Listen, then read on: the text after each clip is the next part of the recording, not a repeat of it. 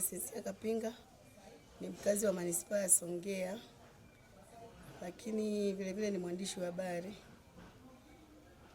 Kifo cha Mheshimiwa Jenista Joakim Mhagama nimekipokea kwa masikitiko makubwa sana sana, kwa sababu kwanza alikuwa mdau wangu mkubwa, lakini licha ya kuwa mdau wa habari alikuwa ni dada yangu.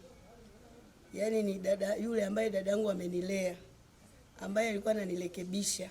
Nikienda alijojo ananiambia pita hivi, pita hivi. Ndio nilivyokuwa naishi na Jenista. Hata juzi kushinda kwa jana, yaani kwa maana ya Jumanne kushinda kwa Jumatano, tukawa tunachati kwenye WhatsApp. Nikawa namuuliza unaendeleaje, akaniambia mdogo wangu unaendelea vizuri. Kilichobaki ni kutoa tu POP. Nikamwambia basi Mungu ni mwema, kazana kusali. Akaniambia hata hivyo nilienda asubuhi kanisani. Nikamwambia Mungu ni mwema. Kwa hiyo leo ndo asubuhi sijachati naye, lakini kwenye majira ya saa 2 saa 3 nikapigiwa simu. Una taarifa gani? Nikaambiwa kuhusu nini, ndo wakaniambia. Nikasema hapana. Ikabidi nimpigie mheshimiwa mwenyewe, simu iliita bila majibu. Nikampigia mtoto wake wa kwanza Victor, simu iliita bila majibu. Ikabidi nirudi kwa katibu wake, na yeye akasema anapokea simu nyingi ila hana taarifa, anafuatilizia. Baadaye nikampigia dereva wake, ndo akaniambia ni kweli taarifa ulizosikia ni sahihi, mheshimiwa amefariki. Niko majina naitwa Salma.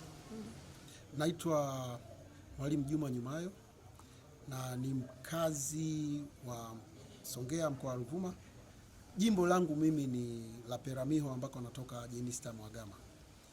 Tumepata kwa mshtuko mkubwa msiba huu, na kwamba kila mmoja alikuwa anamuogopa mwenzake kumwambia kwamba kweli Jenista mfariki. Lakini kwa kuwa ni masuala ya Mungu, basi tumeyapokea, lakini tunalipokea kwa maumivu makubwa. Na Jenista sisi tutamkumbuka na tutaendelea kuishi maono yake. Jenista alikuwa mshiriki mzuri masuala ya kijamii. Kwa hiyo tulikuwa tunashiriki vizuri masuala ya kijamii.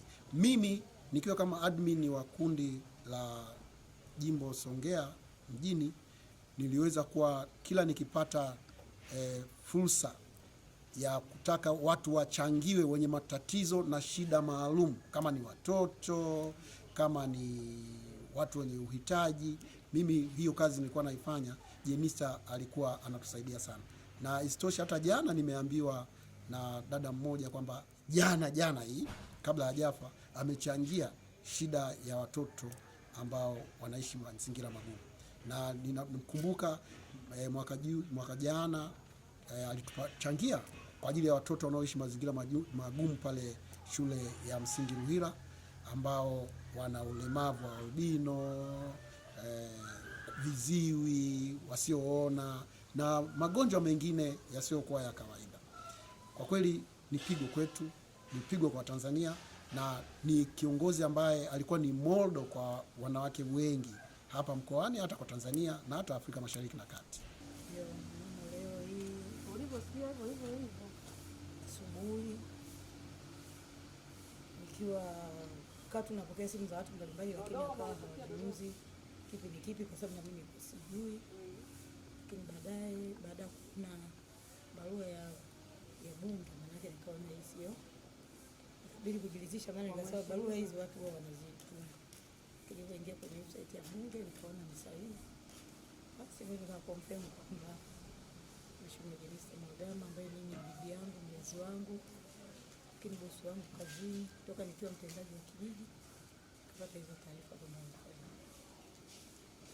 Kwa jukumu, kwa sababu mimi ni familia, kiacha mambo ya kazi, kawai hapa nyumbani kwa ajili ya kuweka taratibu nyingine vizuri, kama tu kuhifadhi vyombo na nini, ili wakati huo tukisubiri mawasiliano ya wenzetu walioko Dodoma. Kwa sasa hivi kwa kweli mimi sina ratiba aina yoyote, na wala yani hata nguvu ya kusema niwapigie kina Victor wadogo zangu sina. Yani ni kama kila mtu tu amechanganyikiwa kwa kweli. Sina kitu chochote sana.